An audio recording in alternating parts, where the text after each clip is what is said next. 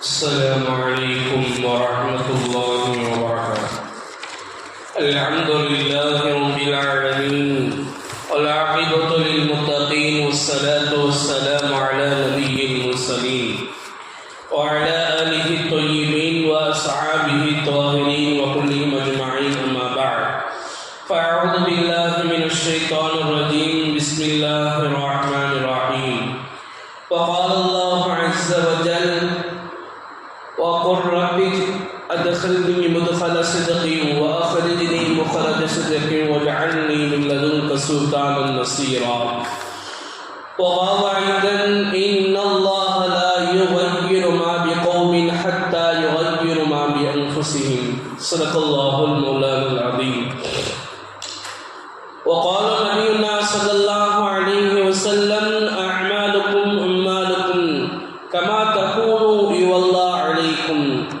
صدق الله مولانا العظيم وصدق رسوله النبي الكريم ونحن على ذلك من الشاهدين والشاكرين والحمد لله رب العالمين. அளவற்ற அருளாளனும் நிகரற்ற அன்புடையோனும் ஆகிய எல்லாம் வல்ல அல்லாஹ் ஜல்லஷானஹு தஆலாவுக்கு அனைத்து புகழ் முரித்தாகுக. அவனது சாந்தியும் சமாதானமும் சர்தார் ஆலம் ஸல்லல்லாஹு அலைஹி வஸல்லம் அவர்களின் மீதும் அவர்களை பின்பற்றி வழிவந்த உத்தம சத்திய சஹாபாக்கள், தாபிஈன்கள், தபஉ தாபிஈன்கள், வலிமார்கள், ஷுஹதாக்கள், நாதாக்கள், நல்லவர்கள், குறிப்பாக நம் அனைவர்களின் மீதும் இந்த உலகத்தில் உள்ள முஸ்லிமான ஆண் பெண் அனைவர்களின் மீதும் உண்டாவதாக. ஆமீன். கண்ணியத்திற்கும் மிகுந்த மரியாதைக்கும் உரித்தான அல்லாஹ்வின் நல்லடியார்களே, இன்னும் சில தினங்களில் தமிழகத்தினுடைய தேர்தல் நடைபெற இருக்கிறது. நாமெல்லாம் தேர்தலை எதிர்பார்த்து கொண்டிருக்கிறோம். ஒவ்வொரு வேட்பாளர்களும் தனக்கு வாக்கு சேகரித்துக் கொண்டிருக்கிற ஒரு பரபரப்பான ஒரு வேலை. நாம் சிந்திக்கிறோம், ஆட்சியாளர், ஆட்சி, அரசியல், அதை நாம் சிந்திக்கிறோம். ஒரு காலம் இருந்தது, அரசியல் என்று சொன்னால் அது சாக்கடை, அரசியல் என்று சொன்னால் அது ஈடுபடக்கூடாத ஒரு வேலை, அரசியல் என்று சொன்னால் அது பார்க்கப்படாத, அதிலே நாம் சேர முடியாத, சேரவே கூடாது என்று நினைக்கிற ஒரு மனோநிலையில் நாம் எல்லாம் வாழ்ந்து கொண்டிருந்தோம். ஆனால் எப்பொழுது நம்முடைய உரிமைகள் பறிக்கப்பட்டதோ, எப்பொழுது நம்மை அடக்குமுறைக்கு ஆளாக்கப்பட்டதோ, எப்பொழுது நம்முடைய ஷரியத்தின் மீது கை வைக்கப்பட்டதோ, அப்பொழுதுதான் நாங்கள் உணர்கிறோம் அரசியல் என்பது அவசியம் என்பதாக. நாம் குர்ஆன் முழுவதும் பார்க்கலாம்.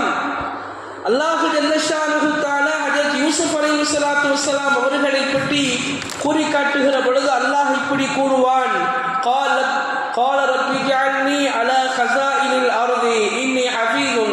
ஹஜ்ரத் யூசுப் அலைஹிஸ்ஸலாத்து வஸ்ஸலாம் அவர்கள் சொல்வார்கள், யா அல்லாஹ், எனக்கு கருவூலத்தினுடைய ஆட்சியை கொடுப்பாயாக, அதாவது பொருளாதாரத்தினுடைய மந்திரியாக என்னை நீ ஆக்குவாயாக. இன்னி ஹஃபீதுன், நான் பாதுகாக்கக்கூடியவன், எனவே எனக்கு நீ அதில் அதிகாரத்தை கொடு என்பதாக அதற்கு யூசுப் அலைஹிஸ்ஸலாத்து வஸ்ஸலாம் அவர்கள் கேட்டதாக குர்ஆன் குறிப்பிடுகிறது. மற்றும் ஒரு இடத்திலே அதற்கு சுலைமான் அலைஹிஸ்ஸலாத்து வஸ்ஸலாம் அவர்களை பற்றி அல்லாஹ் பேசுகிற பொழுது இப்படி பேசுவான்: வஹப்லி முல்கன் லா யன்பகி லிஅஹதின் மின் பஅதி லிஅஹதின் மின் பஅதி. யா அல்லாஹ், எனக்கு நீ அரசாட்சியை கொடு. அந்த அரசாட்சி எப்படி இருக்க வேண்டும் என்று சொன்னால், எனக்கு முன்னாலும் அப்படி யாரும் ஆட்சி செய்திருக்க முடியாது, எனக்கு பின்னாலும் யாருக்கும் கொடுக்கப்பட முடியாத ஒரு ஆட்சியை, யாரும் செய்திருக்க முடியாத ஒரு ஆட்சியை எனக்கு நீ கொடு என்பதாக அரசாட்சியை ஹஜ்ரத் சுலைமான் அலைஹிஸ்ஸலாத்து வஸ்ஸலாம் அவர்கள் அல்லாஹ்விடத்திலே கேட்டதாக அல்லாஹ் குர்ஆனிலே குறிப்பிடுகிறான்.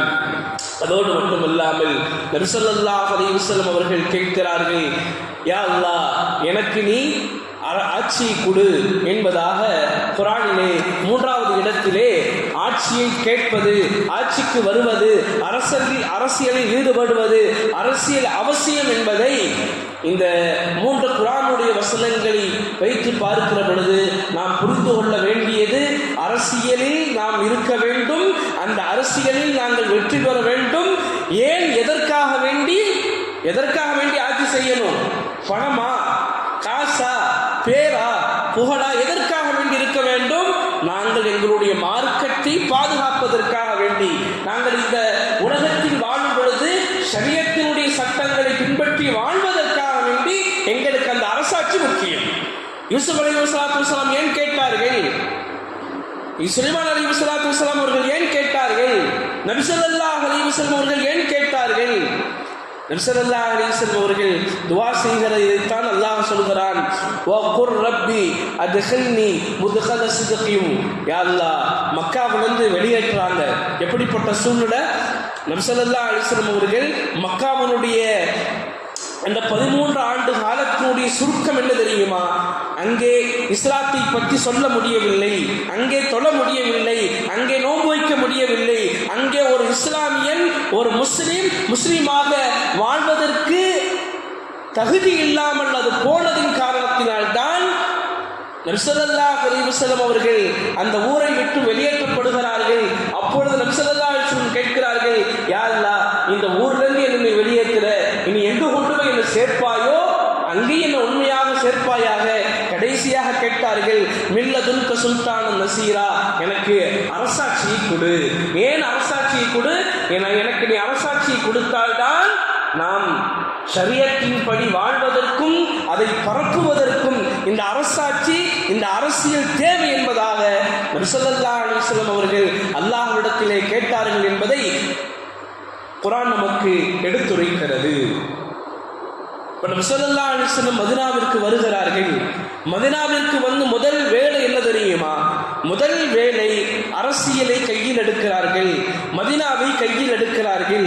மதீனாவை கையில் எடுத்ததுக்கு பிறகு ஒரு அரசியல் சாசனத்தை ஒன்றை நிறுவுகிறார்கள். என்ன தெரியுமா? எல்லா மக்களையும் கூப்பிட்டார்கள். யூதர்களாகட்டும், நசாராகளாகட்டும், நாத்தியவாதிகளாகட்டும், காஃபிர்களாகட்டும், முஷ்ரிக்குகளாகட்டும், எல்லாத்தையும் கூட்டு நபி ஸல்லல்லாஹு அலைஹி வஸல்லம் சொன்னார்கள், நாங்கள் மதீனாவில் இருக்க போகிறோம்.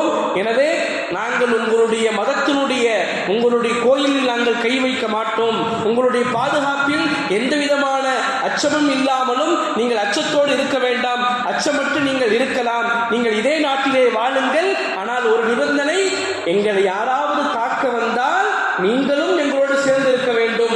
உங்களுக்கு ஏதேனும் ஆபத்துகள் வந்தால் நாங்களும் உங்களோடு சேர்ந்திருப்போம் என்பதைத்தான் நபி ஸல்லல்லாஹு அலைஹி வஸல்லம் அவர்கள் கையாண்ட முதல் அரசியல் அடி.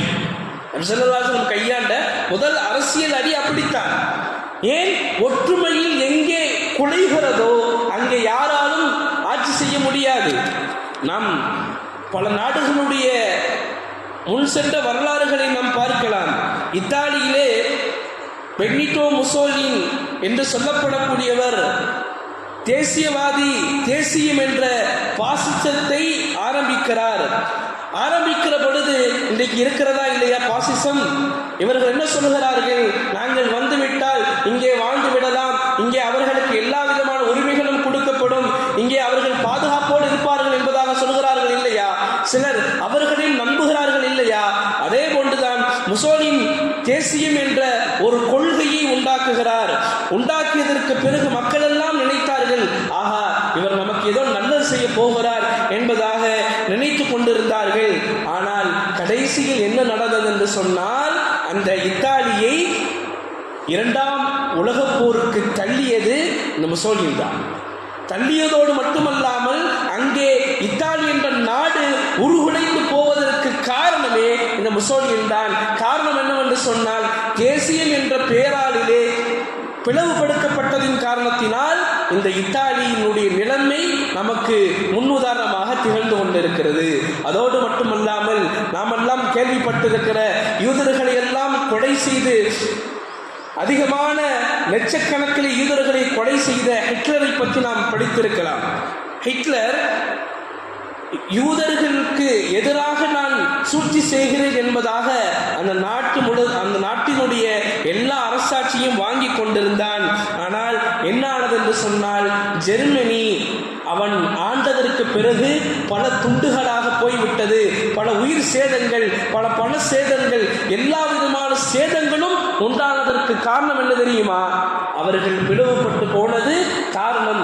இவன் நமக்கு ஏதோ ஒன்று சொல்ல வருகிறான் என்பதாக, யூதருக்கு எதிராக இவன் நமக்கு காட்டிக் கொடுக்கிறான் என்பதாக, யூதருக்கு எதிராக இவன் நமக்கு பக்கபலமாக இருக்கிறான் என்பதற்காக வேண்டி ஹிட்லரின் பக்கமாக போனார்கள். இன்றைக்கு இதற்கு என்ன உதாரணம் என்று சொன்னால், இன்றைக்கு பாசிசத்தின் பேரிலே இன்றைக்கு ஆட்சி செய்யப்படுகிறது இல்லையா? நான் இவர்களிடத்திலிருந்து இந்த நாட்டை உங்களுக்கு வாங்கி தருகிறேன், நான் சுதந்திரத்தை வாங்கி தருகிறேன், அவருடைய சொத்தை நான் உங்களுக்கு தருகிறேன், நான் இவ்வளவு லட்சங்கள் எல்லாம் தருகிறேன் என்பதாக ஒரு மத துவேஷங்கள், ஒரு மத அடிப்படையில் ஆட்சி செய்ய துணிகிற இந்த ஆட்சி எங்கு கொண்டு போய் முடியும் என்று சொன்னால், இந்தியாவை பல ஊர்களாக போட்டு இந்தியாவினுடைய எதிர்காலத்தையே குடிகொண்டு புதைக்கக்கூடிய ஒரு காலத்தை நோக்கித்தான் இந்த அரசியல் இன்றைக்கு சுற்றி கொண்டிருக்கிறது. ஏன் நாம் இதை இங்கே சொல்லணும்னு சொன்னா, நாங்கள் சரியான முறையில் வாக்கு செலுத்தவில்லை என்று சொன்னால், சரியான நபருக்கு வாக்கு செலுத்தவில்லை என்று சொன்னால், இன்றைக்கு அவர்கள் இந்து ராஷ்டிரம் அமைப்பதற்கு 3 மாநிலங்கள் தான் எதிராக இருக்கிறது. ஒன்று மேற்கு வங்கம், இரண்டாவது கேரளா, மூன்றாவது தமிழகம். இந்த தமிழகத்தில் அவர்கள் காலூண்டி விட்டார்கள் என்று சொன்னால், அடுத்து கேரளா, அடுத்து மேற்கு வங்கம், 3 மாநிலங்களும் பிடிபட்டு விட்டது என்று சொன்னால், 3 மாநிலங்களிலேயும் அவர்கள் கால் ஊண்டி விட்டார்கள் என்று சொன்னால், அதற்கு பிறகு நடக்கப் போகிற அபாயத்தை நம்மால் சிந்தித்து கூட பார்க்க முடியாது. அவ்வளோ பெரிய அபாயம் இருக்கிறது. பார்க்கிறோமா இல்லையா? 10 ஆண்டுகள் 13 ஆண்டுகள் ஒருவனுடைய கையில் ஆட்சியை கொடுத்து விட்டு எப்பொழுது இந்த ஆட்சி முடியுமோ, எப்பொழுது இவன் மாறுவானோ என்பதாக துவா செய்து கொண்டிருக்கிறோம் இல்லையா? அப்போ ஆட்சி அவனுடைய கைக்கு சென்றது என்று சொன்னால் எப்படிப்பட்ட ஒரு நிலைமைக்கு உண்டாகும் என்று சொன்னால், எதுவெல்லாம் இன்றைக்கு யூபியில் நடக்கிறதோ, எதுவெல்லாம் இன்றைக்கு டெல்லியில் நடக்கிறதோ, எதுவெல்லாம் வடக்கு பக்கமாக நடந்து கொண்டிருக்கிறதோ, அது அனைத்தும் இங்கே நடப்பதற்கு வெகு காலம் அல்ல, வெகு தூரம் அல்ல, வெகு நாட்கள் அல்ல, எல்லாமே நடக்கும். எல்லாமே நடக்கும். பசுவின் பேரால் முஸ்லிம்கள் அடிக்கப்படுவார்கள், முஸ்லிம் பெண்கள் கற்பழிக்கப்படுவார்கள், முஸ்லிம்கள் எல்லா விதமான தொல்லைகளுக்கும் துன்பங்களுக்கும். ஏன் ஒரு எம்பி பேசுகிறார், முஸ்லீமா உனக்கு பேரா, உனக்கு எந்த விதமான அரசினுடைய எந்த விதமான உதவியும் வராது போ என்பதாக உதறி தள்ளுகிறான். இதுவெல்லாம் இன்றைக்கு நடந்து கொண்டிருக்கிறது. இப்ப நமக்கு என்ன தேவை? சரி, இப்படிலாம் சொல்றோம், நமக்கு என்ன தேவைன்னு சொன்னா, நமக்கு ஒன்றே ஒன்றுதான், ஒற்றுமை என்பது மிகவும் அவசியமாக, மிகவும் அவசரமாக நாம் கையில் எடுக்கிற ஒரு கருவி ஒற்றுமைதான். ஏன் ஒற்றுமை? நீங்கள் கவனிக்கலாம். நபி ஸல்லல்லாஹு அலைஹி வஸல்லம் அவர்கள் மக்காவிலிருந்து மதீனா வந்த பொழுது முதலாவது செய்த வேலை என்ன தெரியுமா? மக்கா வாசிகளையும் மதீனா வாசிகளையும் சேர்த்தார்கள். 2 பேர்களையும் சகோதரர்களாக ஆக்கினார்கள். 2 பேர்களுக்கு மத்தியிலேயும் பந்தத்தை உண்டாக்கினார்கள். அதன் காரணத்தினால் தான் மதீனாவும் பாதுகாப்பாக இருந்தது. அதன் காரணத்தினால் தான் உலகம் முழுவதும் இஸ்லாம் பரவியது. ஒற்றுமை இல்லை என்று சொன்னால் என்ன செய்வாரு? ஒருத்தர் நீ சொல்றதை நான் கேட்க முடியாது, இன்னொருத்தர் நான் சொல்றதை நீ கேட்க மாட்ட என்பதாக என்ன செஞ்சிருவாங்க? பிளவுபட்டு போய் விடுவார்கள். அப்ப நபி ஸல்லல்லாஹு அலைஹி வஸல்லம் என்ன செய்தார்கள்? மதீனாவாசிகளையும் மக்காவாசிகளையும் ஒன்று சேர்த்தார்கள். ஹதீஸிலே நாம் பார்க்கிறோம். எப்படி ஒன்று சேர்த்தார்கள் தெரியுமா? அவர்கள் ஒன்று சேர்ந்ததற்கு பிறகு எப்படி ஒற்றுமையோடு இருந்தார்கள் தெரியுமா? பல சம்பவங்கள் சான்று. ஹஜரத் அப்துர் ரஹ்மான் இப்னு அவுஃப் ரலியல்லாஹு தஆலா, ஹஜரத் சஅத் ரலியல்லாஹு அவர்கள் மதீனாவாசி, ஹஜரத் அப்துர் ரஹ்மான் ரலியல்லாஹு தஆலா அவர்கள் மக்காவாசி. 2 பேரையும் நபி ஸல்லல்லாஹு அலைஹி வஸல்லம் சேர்க்கிறாங்க. நீங்க 2 பேரும் ஒற்றுமையாக இருக்கணும் என்பதாக ஒவ்வொரு மக்காவாசிகளையும் மதீனாவாசிகளோடு சேர்த்து விடுவாங்க. என்ன செய்யணும்னு சொன்னா, மதீனாவாசிகள் தன்னுடைய வீட்டில் 2 இருந்தா அவருக்கு கொடுக்கணும். எந்த அளவுக்கு சஹாபாக்கள் வந்தாங்கன்னு பாருங்க, ஒற்றுமையினுடைய ஆழத்தை பாருங்க. என்ன செஞ்சாங்கன்னு சொன்னா, சாதர்கள் எல்லாம் வந்து கூப்பிட்டாங்க, சொன்னாங்க, தோழரே, எனக்கு 2 வீடு இருக்குது, ஒரு வீடை நீங்கள் எடுத்துக்கங்க. எனக்கு 2 மனைவி இருக்கிறாங்க, 2 மனைவியும் உங்களுக்கு நான் பரிந்தளிக்கிறேன். எந்த மனைவி உங்களுக்கு பிடிச்சிச்சோ நான் அந்த மனைவி தலாக்கு விடுறேன், அந்த மனைவி நீங்கள் திருமணம் செய்து கொள்ளலாம். எனக்கு 2 தோட்டம் இருக்குது, அதில் எது உங்களுக்கு பிடிச்சிச்சோ அதை நீங்கள் எடுத்துக்கங்க. எப்படிப்பட்ட ஒற்றுமைங்க, எப்படிப்பட்ட ஒற்றுமை! ஒற்றுமைக்கு இலக்கணம் சஹாபாக்கள் தான். சொன்னார்கள் அப்துல் ரஹ்மான் ரலியல்லாஹு தஆலா அவர்கள், தோழரே, உங்களுடைய சொத்து எதுவும் எனக்கு வேண்டாம், எனக்கு சந்தை எங்கள் மட்டும் வழிகாட்டுங்க, அது எனக்கு போதும் என்பதாக சொல்லி ஹஜ்ரத் அப்துல் ரஹ்மான் ரலியல்லாஹு தஆலா அவர்கள் மிகப்பெரிய வியாபாரி மதீனாவிற்கும் வந்தார்கள், அங்கேயும் வியாபாரம் செய்தார்கள். பிறகு அவர்களும் கோடீஸ்வரராக ஆனார்கள். காரணம், நான் இங்கே சொல்ல வருவது, ஒற்றுமையாக இருந்ததின் காரணத்தினால்தான் மதீனாவிலிருந்து முழு உலகத்திற்கும் தீன் பரவியது. ஒற்றுமை இல்லை என்று சொன்னால் தீன் பரவுவதற்கு சாத்தியமே இல்லை. இப்போ ஒற்றுமையோடு இருந்துதான் நாம் யாருக்கு வாக்களிக்க வேண்டும், யார் வந்தால் சரியாக இருக்கும் என்பதை எப்பொழுது நாம் தேர்ந்தெடுக்க முடியும்? முஸ்லீம்கள் எல்லாம் ஒற்றுமையாக இருந்தால் தானே தேர்ந்தெடுக்க முடியும். இல்லை ஒருத்தர் அவருக்கு, இன்னொருத்தர் இவருக்கு. சென்ற வாரம் கூட நான் சொல்லியிருந்தேன், யூபியில் ஒரு ஒரு ஒரு மாவட்டத்தில் ஒரு தொகுதியில் 4 முஸ்லீம் நிற்கிறாங்க, ஒருத்தர் RSS காரணிக்கிறார். 4 முஸ்லீம் நின்றாங்க இல்லையா, ஒவ்வொருத்தருக்கும் 100 விழுகுது, 100 விழுகுது. RSS கார ஒருத்தர் இருந்தார்ல, அவருக்கு 400 விழுந்துச்சு. இங்கே பார்க்கலாம், இந்த 4 பேரும் தனித்தனியாக நின்று 100 வாக்குகள் வாங்கினாங்க. ஆனால் அவர் தனியாக நின்று என்ன செஞ்சாரு? 400 வாக்கு வாங்கிட்டாரு. இப்போ யாருங்க ஜெயிப்பாங்க? இப்போ யாருங்க தேர்தலை ஜெயிப்பாங்க? அந்த RSS காரர் தான் ஜெயிப்பார். அதுதான் இன்னைக்கு நிலைமை இருந்து கொண்டு இருக்கிறது. முஸ்லீம்கள் பிரிந்து இருக்கிறார்கள், முஸ்லீம்கள் அனைவர்களும் ஒன்று சேர்ந்தார்கள் என்று சொன்னால் இன்னைக்கு சட்டசபைகளில் பாதிக்கு பாதி முஸ்லீம் MLAக்கள் தான் இருப்பார்கள். அப்போ ஒற்றுமையாக இருந்ததின் காரணத்தினால்தான் அபூபக்கர் சித்திக் ரலியல்லாஹு தஆலா அன்ஹு என்று சொல்லப்படுகிற முதலாவது கலீஃபா இந்த சமுதாயத்திற்கு கிடைத்தார்கள். ஒற்றுமையாக இருந்ததின் காரணத்தினால்தான் உமரே ஃபாரூக் ரலியல்லாஹு தஆலா அவர்கள் இந்த சமுதாயத்திற்கு கிடைத்தார்கள். அதோடு மட்டுமல்லாமல் ஒற்றுமையாக இருந்ததின் காரணத்தினால், ஒற்றுமையை கருதியதின் காரணத்தினால் ஹஜ்ரத் உஸ்மானே கனி ரலியல்லாஹு தஆலா அவர்கள் தன் உயிர் போனாலும் பரவாயில்லை, ஒற்றுமை குலையக்கூடாது என்பதற்காக வேண்டி என்ன செஞ்சாங்க தெரியுமா? போர் செய்யவே இல்லை. எந்த நேரம்னா கலீஃபாவாக இருக்கிறாங்க, எதிராக சூழ்ச்சி ஒன்று நடக்குது. அப்போ போர் செய்ய வேண்டிய ஒரு கால நிலை. அது என்ன செஞ்சாங்க தெரியுமா? நான் போர் செய்ய ஆரம்பித்தால் அங்கே முஸ்லீம்கள் பிளவுபடுவார்கள் என்பதற்காக வேண்டியே அவர்கள் வஃபாத் ஆயிட்டாங்க. காரணம், அவங்க போர் செஞ்சிருந்தா வஃபாத் ஆகாமல் இருந்திருக்கலாம். ஆனால் ஒற்றுமை குலைந்து போய்விடும் என்பதற்காக வேண்டி அவர்கள் வீட்டிலேயே தங்கியிருந்தார்கள். வீட்டுக்குள் புகுந்த அவர்களுடைய எதிரிகள் அவர்களை ஷஹீதாக்கி விட்டார்கள். ஹஜ்ரத் ஹசன் ரலியல்லாஹு தஆலா அவர்களுடைய கையிலே ஆட்சி போனது. அந்த நேரத்தில் அவர்களும் எதை நாடினார்கள் என்று சொன்னால், முஸ்லிம்களுக்கு மத்தியில் பிளவுபடக்கூடாது, ஒற்றுமை குலையக்கூடாது என்பதற்காக வேண்டி ஹசன் ரலியல்லாஹு தஆலா அவர்களுடைய கையில் தான் ஆட்சி இருந்தது. முஆவியா ரலியல்லாஹுடைய கையில கொடுத்துட்டார், நீங்க ஆட்சி செய்து கொள்ளுங்க. ஏன், நான் ஆட்சி செய்ய ஆரம்பித்தா, நான் போர் செய்ய ஆரம்பித்தா இங்கே 2 கூட்டங்களாக முஸ்லீம்கள் பிரிந்து விடுவார்கள்.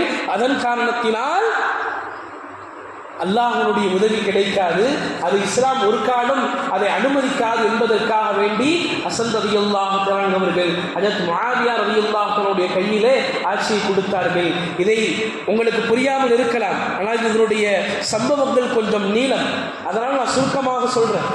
ஒற்றுமையாக இருந்ததன் காரணத்தான் என்ன உண்டாச்சு, ஒற்றுமையாக இல்லைன்னு சொன்னா என்ன உண்டாகும்? உதாரணத்திற்கு உஹதுனுடைய போரை நீங்கள் எடுத்துக்கொள்ளலாம். 2வது போர், முதலாவது முஸ்லிம்களுக்கு வெற்றி கிடைத்தது.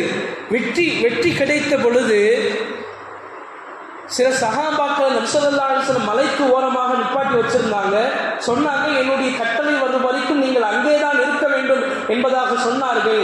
ஆனால் அவங்க என்ன பண்ணிட்டாங்க, போர் முடிஞ்சிருச்சு வந்துடலாம் என்பதாக வந்துட்டாங்க, நபியினுடைய கட்டளை வருவதற்கு முன்பதாகவே. நீங்கள் பார்க்கலாம், நபி ஸல்லல்லாஹு அலைஹி வஸல்லம் அவர்களும் சில தோழர்களும் இந்த மைதானத்தில் இருக்கிற பொழுது ஒற்றுமையோடு இருக்கிறார்கள். ஆனால் அங்கே ஒற்றுமைக்கு கொஞ்சம் மாற்றம் ஏற்படுகிற பொழுது என்ன நடந்தது தெரியுமா? நிலைமை கொஞ்சம் அப்படியே மாறி போனது. வெற்றி கிடைத்த அதே தருணத்திலேயே எதிரிகளால் சில சஹாபாக்கள் ஷஹீதானார்கள். நபியினுடைய ஒரு பல்லு ஷஹீதாக்கப்பட்டது. இதற்கு காரணம் என்ன தெரியுமா? ஒற்றுமை. அதுவும் ஒரு ஓரத்திலே ஒற்றுமை குறைகிற பொழுது இவ்வளவு பெரிய தாக்கத்து, இவ்வளவு பெரிய ஆபத்து இந்த சமுதாயத்துக்கு வறுமையானால், இன்னைக்கு ஒரு ஊர்ல ஒரு மஹல்லாவில் நாங்கள் ஒற்றுமை இல்லாமல் இருந்தால் என்ன நடக்கும் என்பதை நாங்கள் புரிந்து கொள்ள வேண்டும். அதற்கு ஒரு ஹதீஸை நான் சொல்ல வேண்டும். அதற்கு முஹம்மது பின் மஸ்லமா ரலியல்லாஹு தஆலா அவர்களுடைய கையிலே நபி ஸல்லல்லாஹு அலைஹி வஸல்லம் வாளை கொடுக்கிறார்கள். வாளை கொடுத்து சொன்னார்கள், முஹம்மது பின் மஸ்லமா, இந்த வாளை எடுத்து கொண்டு போய் எதிரிகளோடு நீ போர் செய், அல்லாஹ்வுடைய எதிரிகளோடு நீ போர் செய். எதுவரைக்கும் நீ போர் செய்ய வேண்டும்? முஸ்லிம்கள் 2 பிரிவாக 4 பிரிவாக இருப்பதை பார்க்கும் வரைக்கும் நீ போர் செய்ய வேண்டும். எப்பொழுது நீ பார்த்து விடுவாயோ அப்பொழுது இந்த வாளை கொண்டு போய் ஒரு பாறையில் அடித்து இந்த வாளை நீ உடைத்து விடு. காரணம் என்னவென்று சொன்னால், அதற்கு முஸ்லிம்கள் ஒற்றுமை இழந்து பிரிந்து கடந்தால் நீ என்னதான் போர் செய்தாலும் உனக்கு அல்லாஹ்வுடைய உதவி கிடைக்காது, அதிலே உனக்கு வெற்றி கிடைக்காது என்பதாக நபி ஸல்லல்லாஹு அலைஹி வஸல்லம் அவர்கள் சொல்லி காட்டினார்கள். அப்போ இந்த தேர்தலை நாங்கள் அணுகுகிற பொழுது எப்படி நாங்கள் அணுக வேண்டும் என்று தெரியுமா? யாரை நாங்கள் தேர்ந்தெடுக்க வேண்டும் தெரியுமா? 2 விதமான தகுதிகள் இருக்க வேண்டும். ஒன்று, நாம் யாருக்கு வாக்களிக்கிறோமோ அவருக்கு இது சார்ந்த அறிவு இருக்க வேண்டும், இது சார்ந்த பலம் இருக்க வேண்டும், இது சார்ந்த கவி இருக்க வேண்டும்.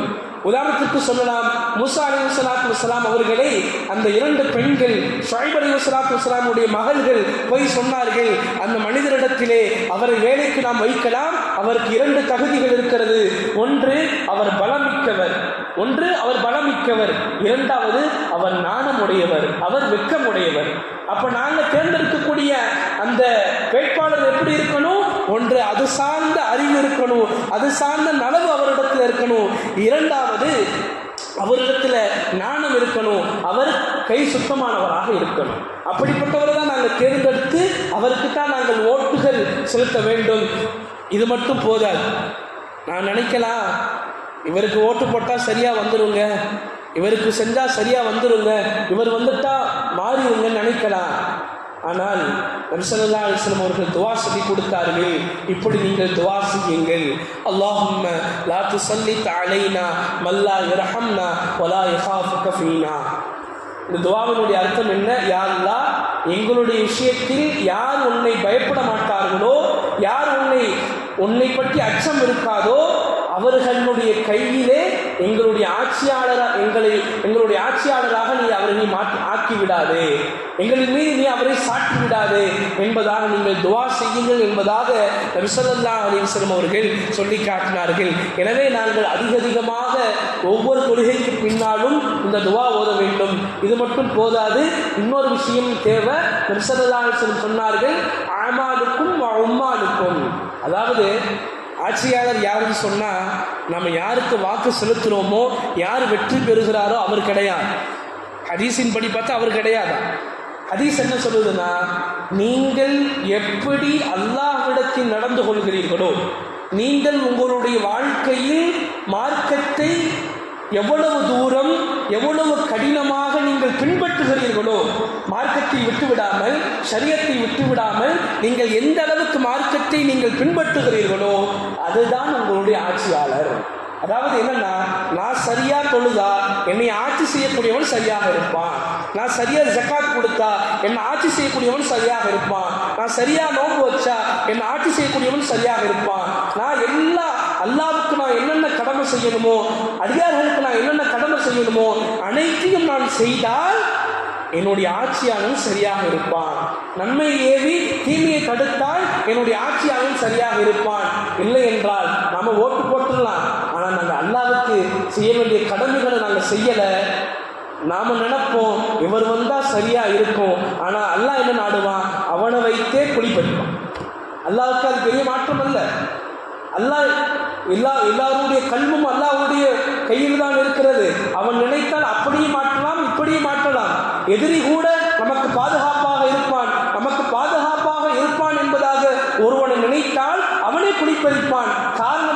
சொன்னால் அவனுடைய உள்ளம் இருக்கிறது, அது அல்லாஹ்வுடைய கரத்தில் இருக்கிறது. நாம் அமல்களின் மூலமாக எங்களுடைய ஆட்சியாளர்களை சரியாக்க வேண்டும். இன்னைக்கு எல்லாமே இருக்குது. ஓட்டு போறது சரி, யாருக்கு ஓட்டு பண்ணுமோ அவங்களுக்கு ஓட்டு போறோம், எல்லாமே சரி. ஆனா ஏன் வெற்றி கிடைக்கிறது இல்லை? நாங்க அல்லாஹ்வுக்கு என்ன உரிமைகள் செய்யணுமோ அது செய்யறது இல்லை. அதற்கு இப்னு அப்பாஸ் ரலியல்லாஹு தஆலா அவர்கள் சிறு வயதிலே இருக்கிறார்கள். அவருக்கு நபி ஸல்லல்லாஹு அலைஹி வஸல்லம் சொல்லுகிறார்கள், ஈமானுடைய பாடம் இருக்கிறார்கள். அதாவது சொன்னார்கள், யா குலாம், ஓ பையனே, நான் உனக்கு சில கலிமாக்களை சொல்லிக் கொடுக்கிறேன். என்ன தெரியுமா? நீ அல்லாஹ்வுடைய கட்டளைகளை பாதுகாத்தால் அல்லாஹ் உன்னை பாதுகாப்பான். ஹதீஸினுடைய ஆரம்பம் இதுதான். நீ அல்லாஹ்வுடைய கட்டளையை பாதுகாத்தால் அல்லாஹ் உன்னை பாதுகாப்பான். நீ அல்லாஹ்வுடைய கட்டளைகளை பாதுகாத்து பேணினால் உனக்கு முன்னாடி அல்லாஹ்வை பார்ப்பாய். அப்ப ஆட்சிக்கு யார் வந்தா என்ன, யார் வராட்டி என்ன, நீ அல்லாஹ்வுக்கு சரியாக இருப்பியா, அவன் அல்லாஹ் என்ன செய்வான், உனக்கு தோதுவாக மாற்றுவான். நீ அல்லாஹ்வுக்கு சரியாக இல்லை, உனக்கு சாதகமாக ஒருத்தனை உட்கார வச்சாலும் அவன் என்ன செய்வான், உனக்கு பாதகமாகத்தான் செயல்படுவான். காரணம் என்னவென்று சொன்னால் ஆட்சி அதிகாரம் அல்லாஹ்வுடைய கரத்தில் இருக்கிறது. நாங்கள் நினைத்துக் கொள்ளலாம் இவர் வந்தா சரியாயிரும், அதல்ல. நம்மளுடைய செயல்கள் தான் நம்மளுடைய வருங்காலம். நாங்கள் நினைக்கிறோமா இல்லையா, இவர் எடுத்துட்டா சரியாயிரும், அதல்ல. எங்களுடைய செயல்கள் நல்லதாக இருக்கிறதா? அல்லாஹ் குர்ஆனிலே சொல்லி காட்டுகிறான், மின் ஸக்கரின் வ உன்ஸா வமன் அமிலல் ஸாலிஹன் மின் ஸக்கரின் வ உன்ஸா ஃபலனுஹியன்னஹு ஹயாத்தன் தொய்யிபா. ஆண்களிலிருந்தும் பெண்களிலிருந்தும் யார் நல்லமல்கள் செய்வார்களோ அவர்களுக்கு நாம் உலகத்தில் மனமான வாழ்க்கையை ஏற்படுத்துவோம் என்பதாக அல்லாஹ் சொல்லுகிறார். அப்ப எங்களுடைய அமல்கள் தான் எங்களுடைய ஆட்சியாளர்கள். நாம் துவா செய்வோம், நாங்கள் விழிப்புணர்வோடு இருப்போம். அதுவும் இன்னைக்கு பார்த்தோம் சொன்ன அல்லாஹ் காப்பாற்றணும்.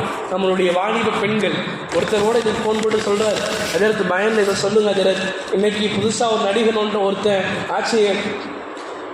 கட்சியை தொடங்கி கொண்டிருக்கிறான். நம்மளுடைய பிள்ளைகள், நம்முடைய பெண் பிள்ளைகள் எல்லாம் அவனுக்கு தான் ஆதரவு கொடுப்போம் என்பதாக பல நேரங்களில் அதை நிரூபித்துக் கொண்டிருக்கிறார்கள். நீங்கள் சொல்லுங்க அதற்கு என்பதாகலாம் ஒருத்தர் ஃபோன் போட்டு சொல்றார். அல்லாஹ் காப்பாற்றணும், நம்முடைய மக்களுக்கு தகுந்த அறிவை அல்லாஹ் கொடுக்கணும். அதே மாதிரி நாம் யாருக்கு வாக்கு செலுத்த வேண்டும் என்று சொன்னால் நமக்கு தெரியும், நமக்காக வேண்டி யார் எல்லா நிலைகளிலும் நிற்கிறார்களோ, நமக்கு யார் சப்போர்ட்டாக இருக்கிறார்களோ அவர்களுக்குத்தான் நாம் வாக்கு செலுத்த வேண்டும் என்பதாக மாநில ஜமாத்துல் உலமாவுடைய அறிவுரை ஒன்று வந்திருக்கிறது. எனவே நாங்கள் விழிப்புணர்வோடு வாக்கு செலுத்துவோம். நாம் யாரும் வாக்கு செலுத்தாமல் இருந்துவிடக்கூடாது. காரணம், ஒரு ஓட்டும் இருக்கிறது, அது நமக்கு நல்லதாகவும் அமையலாம், அது நமக்கு தீயதாகவும் அமையலாம். எனவே நாங்கள் எங்களுடைய வாக்கை செலுத்தி ஆக வேண்டும். வாக்கு செலுத்தக்கூடிய நாட்களில் சிறந்தது வாக்கு செலுத்துவது தான். அதற்கு தான் நாம் முக்கியத்துவம் கொடுக்க வேண்டும். காரணம், அதற்கு பின்புலத்தில் தான் நம்மளுடைய எல்லா விதமான விஷயங்களும் அடங்கி இருக்கிறது. எனவே வாக்கு செலுத்தக்கூடிய நாட்களில் விழிப்புணர்வோடு இருப்போம். நாம் அதிகமாக அல்லாஹ்விடத்திலே துவா செய்வோம். அல்லாஹ் ஜல்ல ஷானஹு தஆலா வருங்காலங்களில் இஸ்லாமியர்களுக்கு யார் உதவிகரமாக இருக்கிறார்களோ அவர்களுடைய கரத்திலே அல்லாஹ் ஆட்சியை கொடுப்பானாக. யார் முஸ்லிம்களை பாதுகாப்பார்களோ அவர்களுடைய